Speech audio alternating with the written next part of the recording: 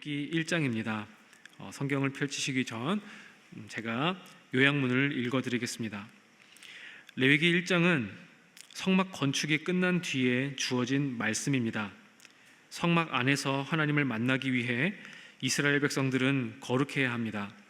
그 수단이 바로 제사입니다. 1장에는 번제에 관한 규정이 나옵니다. 번제는 모든 것을 다 태워서 하늘로 올려드린다는 뜻입니다. 번제로 드리는 제물은 수소, 양, 염소, 비둘기 등입니다.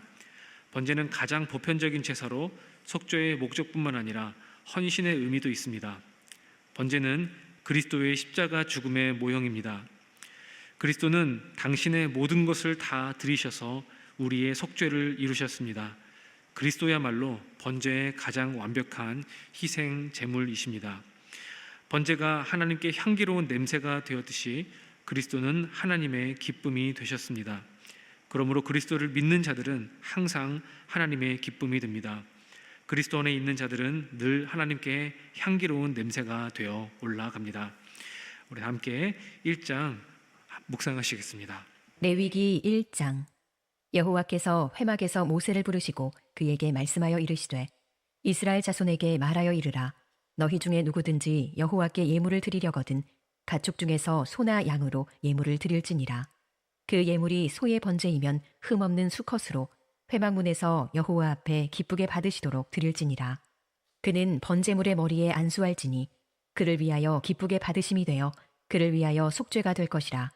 그는 여호와 앞에서 그 수송아지를 잡을 것이요 아론의 자손 제사장들은 그 피를 가져다가 회막문 앞 제단 사방에 뿌릴 것이며 그는 또 그 번제물의 가죽을 벗기고 각을 뜰 것이요 제사장 아론의 자손들은 제단 위에 불을 붙이고 불 위에 나무를 버려놓고 아론의 자손 제사장들은 그 뜬 각과 머리와 기름을 제단 위에 불 위에 있는 나무에 버려놓을 것이며 그 내장과 정강이를 물로 씻을 것이요 제사장은 그 전부를 제단 위에서 불살라 번제를 드릴지니 이는 화제라 여호와께 향기로운 냄새니라.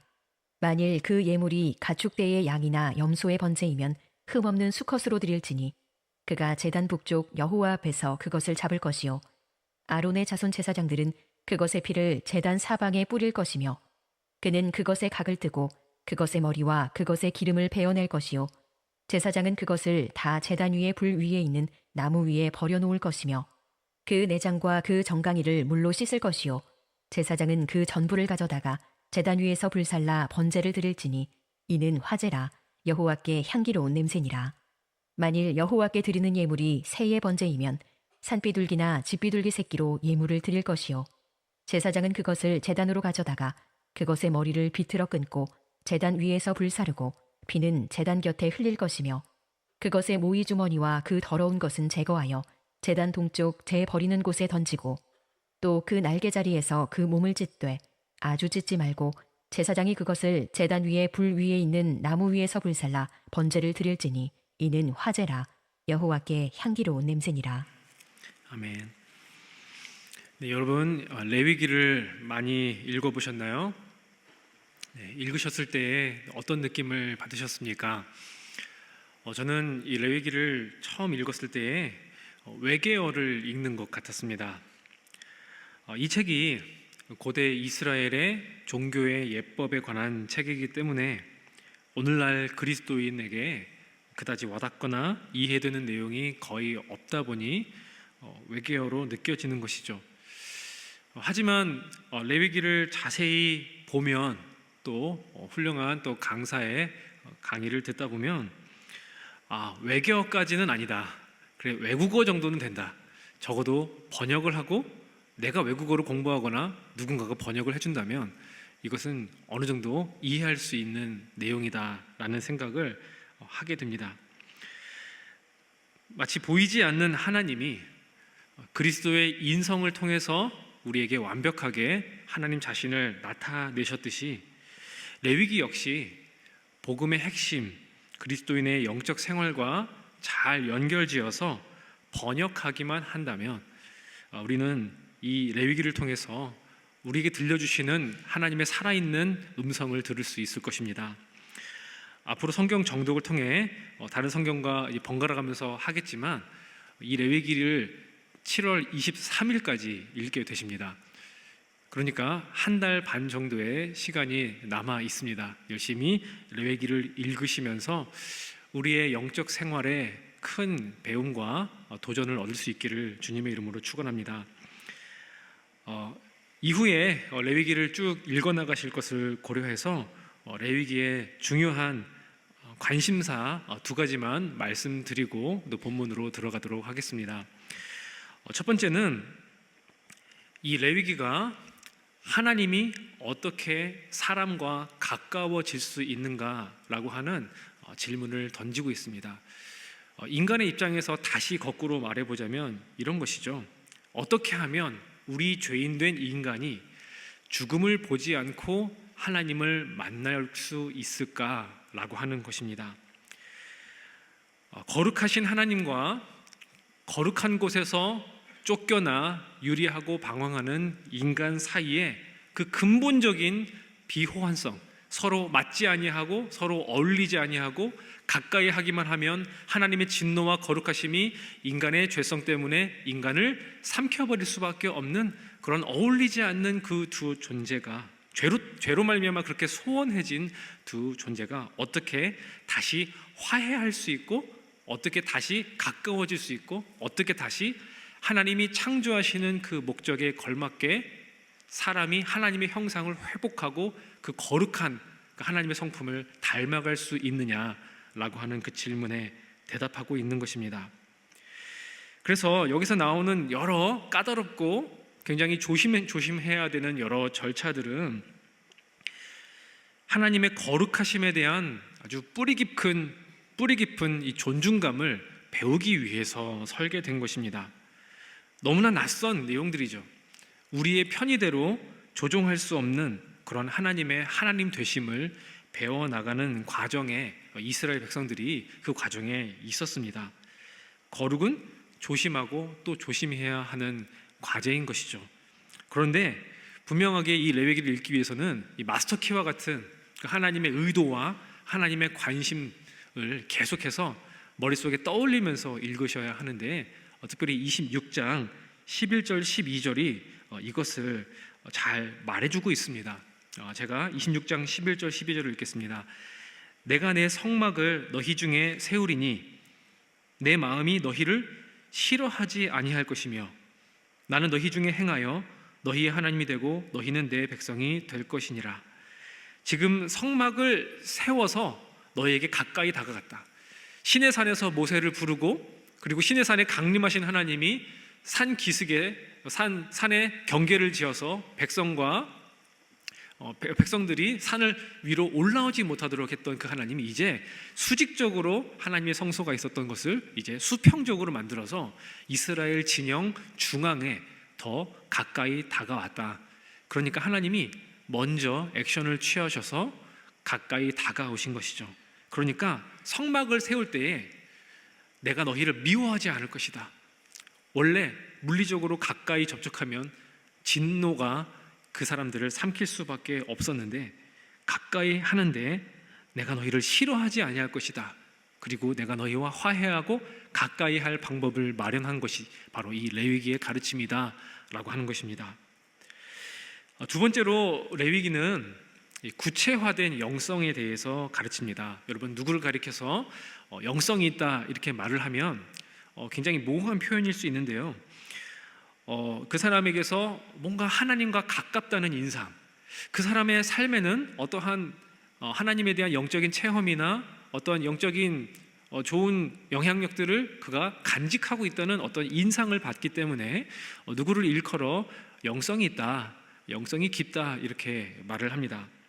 그런데 영성은 어떠한 것이냐면 그 사람에게서 보여지는 무언가로 보이지 않는 하나님을 나타내는 그런 방식을 말하는 것입니다. 그래서 앨런 데이비스라고 하는 구약학자는 레위기의 영성을 일컬어서 구체화되고 상연되는 영성이라고 말합니다. 그러니까 embodied 그리고 enacted spirituality, 그러니까 구체적인 형태로 드러나는 영성, 그리고 구체적으로 퍼포먼스를 통해서 나타나는 영성에 대한 이야기를 하고 있습니다. 그러니까 레위기에서 가르치는 대로 그대로 행동하면 자연스럽게 하나님의 거룩하심이 무엇인가에 대해서 그것을 수행하는 사람이나 그것을 지켜보는 사람들이 그것을 느낄 수 있다라고 하는 것입니다.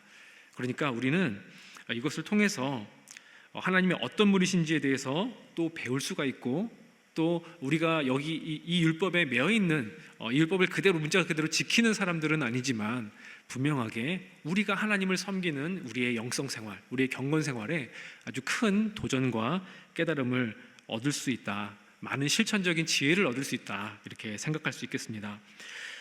이제 본문을 통해서 번제에 관한 말씀을 살펴보면서 우리가 하나님 앞에 어떻게 예배해야 되는지에 대해서 생각해 보기를 원합니다.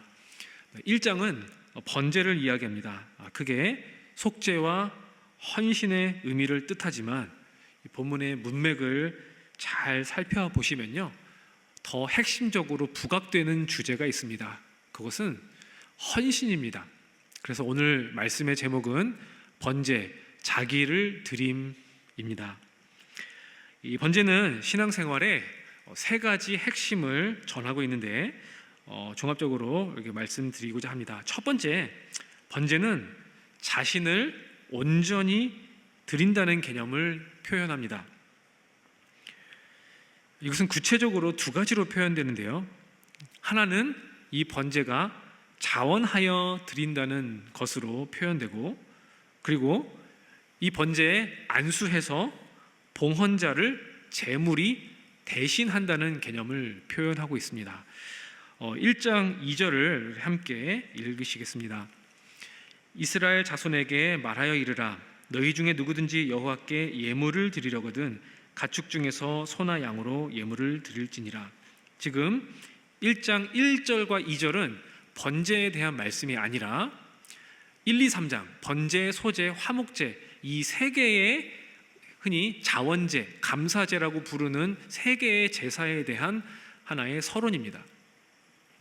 근데 여기서 어떻게 표현되고 있냐면 누구든지 여호와께 예물을 드리려거든, 그러니까 제사를 드려라 라고 명령하는 것이 아니라 자원하여 예물을 드리고 싶은 마음이 있다면 자원해서 드려라 라고 말을 하는 것입니다.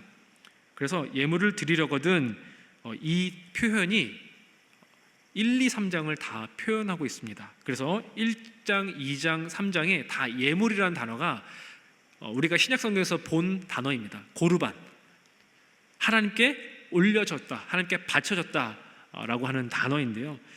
그러니까 하나님께 무언가를 선물하고 싶거든 이라는 표현으로 우리가 이것을 이해하면 되겠습니다.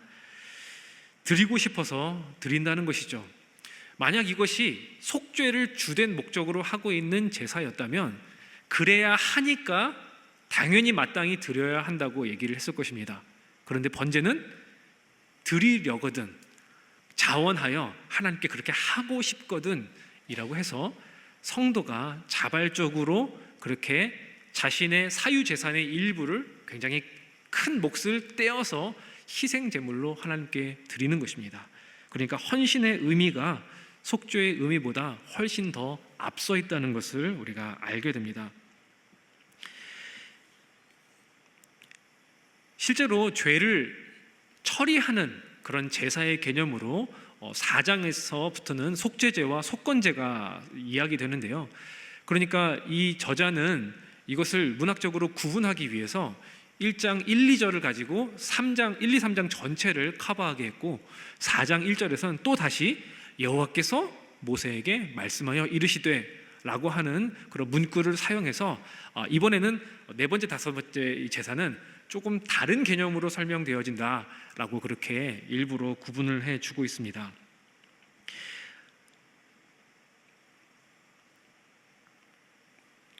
(1장 3절을) 함께 읽겠습니다. 그 예물이 소의 번제이면 흠없는 수컷으로 회막문에서 여호와 앞에 기쁘게 받으시도록 드릴지니라. 그러니까 하나님이 기쁘게 받으시도록 자원하여 선물로 드리는 것이다 라고 하는 개념이 여기에 나타나는 것입니다. 이 번제는 이 자발적으로 드리는 것일 뿐만 아니라 제물에 안수하는 행위로서 나 자신을 대신하여 드린다. 그러니까 결국은 나를 드린다는 개념을 표현하는 것입니다. 1장 4절을 함께 읽겠습니다. 그는 번제물의 머리에 안수할지니 그를 위하여 기쁘게 받으심이 되어 그를 위하여 속죄가 될 것이라. 여기서 속죄가 될 것이다를 다르게 번역하면 제물이 그를 대신할 것이라 라고 번역될 수도 있습니다. 레위기가 우선적으로 죄를 해결해야 할 의무나 필요에 따라서가 아니라 자원에서 하나님을 기쁘시게 하기 위해서 드리는 고르반, 선물이라는 개념이라는 것을 고려하면 이 단어는 대신한다는 번역이 더 어울릴 수 있습니다. 실제로 이 단어로 굉장히 많은 개념을 표현하는데요. 실제로 보면은 민수기에 보면 이스라엘 자손들이 회막 문 앞에서 레위인들을 불러다가 레위인들에게 안수하는 장면이 나옵니다. 실제로 민수기 8장을 보면은 이스라엘 자손들이 레위 자손들에게 안수해서 그들로 하여금 이스라엘 자손들을 대신해서 회막의 봉사를 하게 하였다라고 말합니다. 그러니까 이스라엘 자손이 고르반으로 바친 사람들이 레위인인 것이죠. 그리고 그 레위인들이 이스라엘 자손 전체를 대신하고 대체하고 대표하는 개념으로 회막의 봉사를 하는 것입니다. 그러니까 이 안수 행위 자체가 제물과 봉헌자를 일치시키고 연결하고 대표하는 그런 역할을 하는 것이죠. 제물과 봉헌자가 그렇게 일체감을 이루었다. 하나의 존재로 인식되었다. 하나님 앞에서 하나의 존재로 간주되었다라고 하는 것은 창세기 가인과 아벨의 제사에서도 분명히 드러납니다. 이런 표현이 있죠. 여호와께서 가인과 그의 제물을 받지 않으셨고 아벨과 그의 제물을 받으셨다. 그러니까 그들은 제물만 드렸는데 하나님께서는 어떻게 간주했다는 것이죠? 그와 그의 제물을 받거나 받지 않으셨다라고 표현하는 것입니다. 그러니까 특별히 이 번제에서는 안수 행위를 통해서 봉헌자가 자기의 존재, 자신의 마음 전체를 담아서 대표성을 띈 제물로 하나님께 올려드린다라고 하는 그런 개념을 나타내고 있는 것입니다. 그래서 제물을 드림은 곧 자신을 드림과 같다는 것입니다. 하나님은 우리가 어떠한 구체적인 헌신을 하느냐를 가지고서 우리의 마음을 보신다는 것입니다. 아무 헌신도 없고 아무 헌금도 하지 않고 아무런 희생도 치르지 않으면서 주님을 사랑한다 말하는 것, 그것을 사랑으로 간주하지 않으신다라고 하는 것입니다. 이것이 우리의 영적 생활에 어떠한 교훈을 줄까요? 우리는 우리의 예배에 대해서 성찰해 볼 수 있습니다. 앞에서 본 것처럼 이 번제는 자원제입니다. 그런데 종종 우리는 예배를 의무와 필요에 따라서 한다고 생각할 때가 있습니다.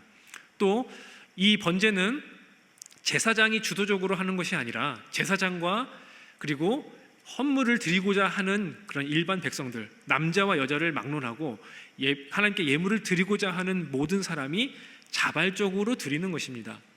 그러니까 근데 우리는 우리 예배가 너무 매너리즘에 빠지고 예배에 대한 의욕과 열심이 떨어질 경우에 우리는 예배를 드리지만 사실 흔히 말하는 대로 예배를 보는 사람이 될 때가 많이 있습니다.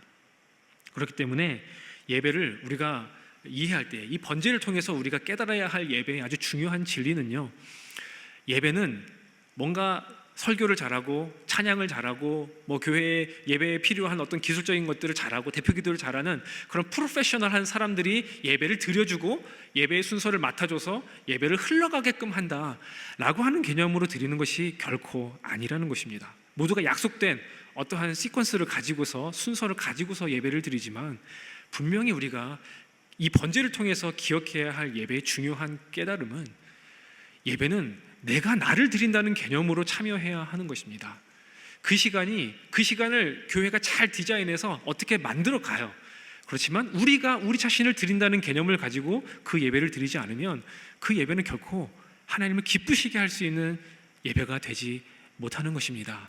아무쪼록 그냥 보는 예배가 아니라 자기를 드린다는 개념으로 적극적으로 하나님의 말씀을 듣고 적극적으로 헌금하고 적극적으로 찬양하고 기도하면서 내가 하나님께 드려야 할 나의 자원제, 나의 감사제를 예배를 통해서 드릴 수 있는 우리 모든 성도들 되기를 주님의 이름으로 축원합니다.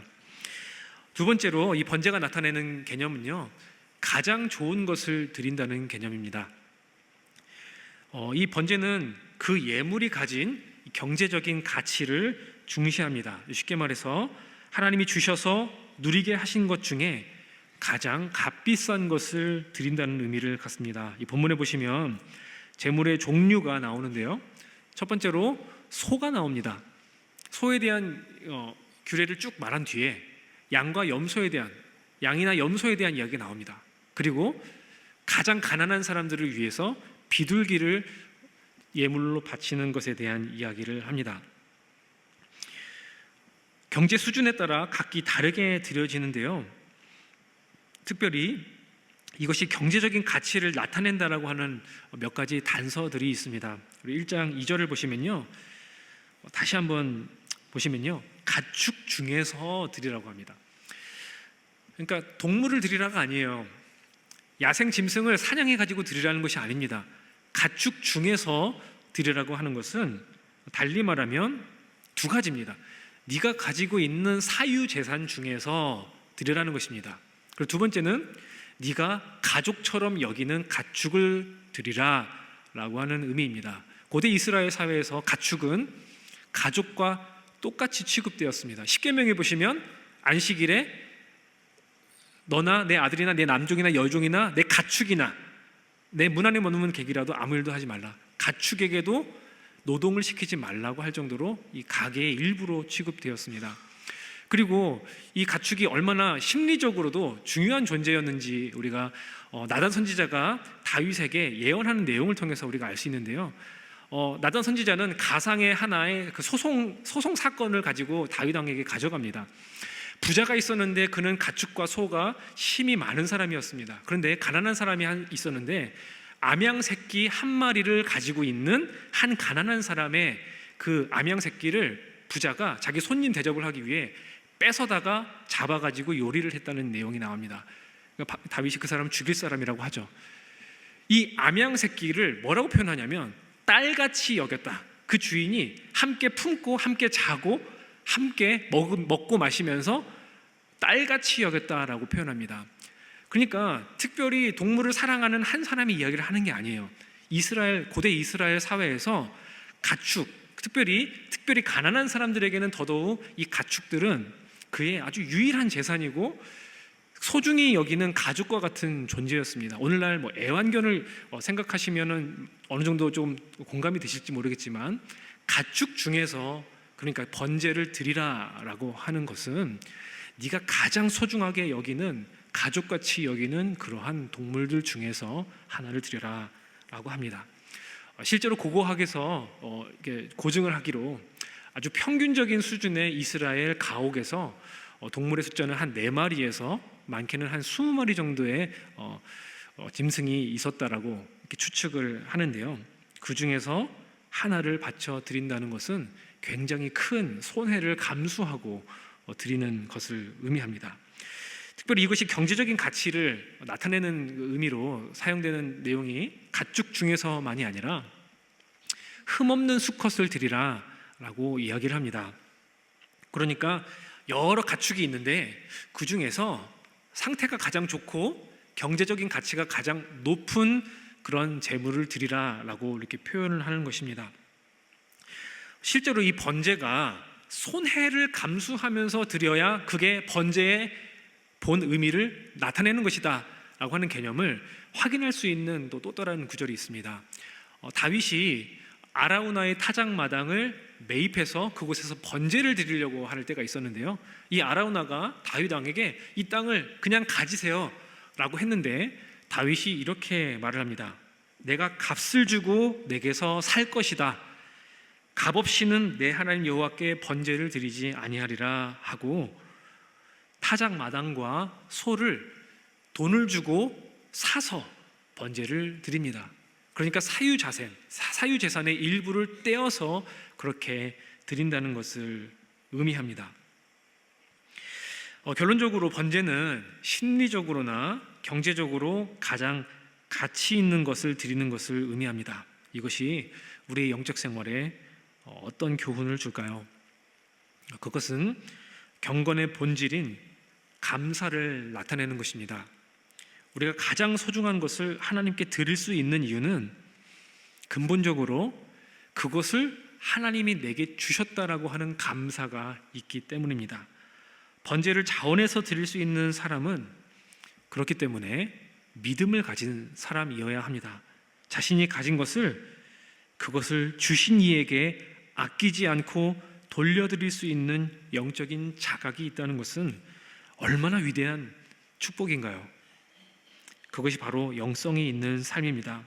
내가 소유하고 누리고 있는 것의 근원을 살펴보는 것, 특별히 내 식탁 위에 놓여지는 것을 상상하고 그것이 내 밥상에 오기까지 하나님이 도우시고 일해 오셨던 것들을 기억하는 것.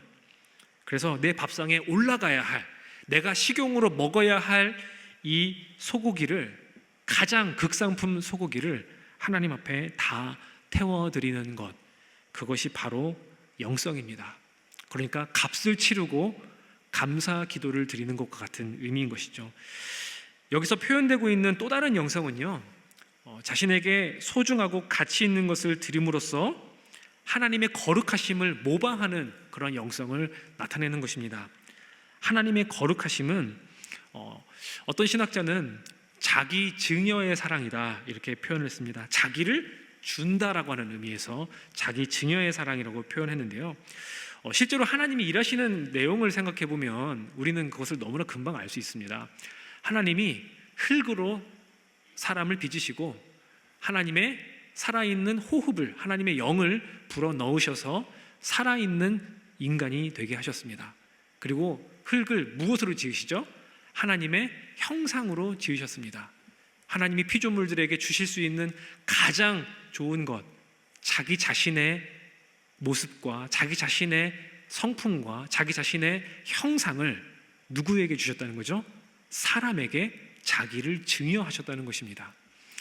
창조 시에도 인간에게 그런 위대한 선물을 주셨음에도 하나님은 이 타락한 인류에게 또다시 자기 증여의 사랑을 나타내십니다. 예수 그리스도께서 인간이 되셔서 자신의 삶을 아낌없이 남김없이 우리를 위해 증여하심으로, 우리를 위해 베푸심으로 우리가 구원의 은혜를 누리고 그 선물로 하나님의 백성이 되는 것 아니겠습니까? 그렇기 때문에 번제라고 하는 것은 자기를 증여하는 그 행위를 통해서 순수하게 자신의 손해를 감수하면서 누군가에게, 하나님에게 올려드리는 것을 통해서 자기를 증여하는 하나님의 거룩한 성품을 닮아가는 과정 가운데 있는 것입니다. 정말 하나님을 닮고 싶으십니까? 그렇다면 하나님이 아낌없이 주시는 것처럼 아낌없이 하나님에게 주시고 아낌없이 사람들에게 베푸십시오. 그것이 바로 하나님의 거룩을 닮아가는 방법입니다. 세 번째로 이 번제가 나타내는 개념은요, 번제는 형편에 맞게 드리는 것입니다. 성경이 참 친절하게 설명을 하는데요, 경제 수준에 맞추어서 제물을 드려라, 소로 드려라 라고 하는 한 단락이 있고요, 양이나 염소로 드려라 라고 하는 단락이 있고요, 그 다음에 비둘기 새끼로 드려라 라고 하는 단락이 있습니다. 모든 제사의 끝에 그럼에도 불구하고 빠짐없이 이 저자는 친절하게 이렇게 표현을 하고 있습니다. 9절 말씀만 보면요, 9절의 그 마지막 문구가 어떻게 되어 있죠? 여호와께 향기로운 냄새니라 라고 얘기합니다. 그러니까 이 수준별로 나누어진 이 제사의 끝에 항상 여호와께 향기로운 냄새다라고 이렇게 표현을 하고 있는 것이죠.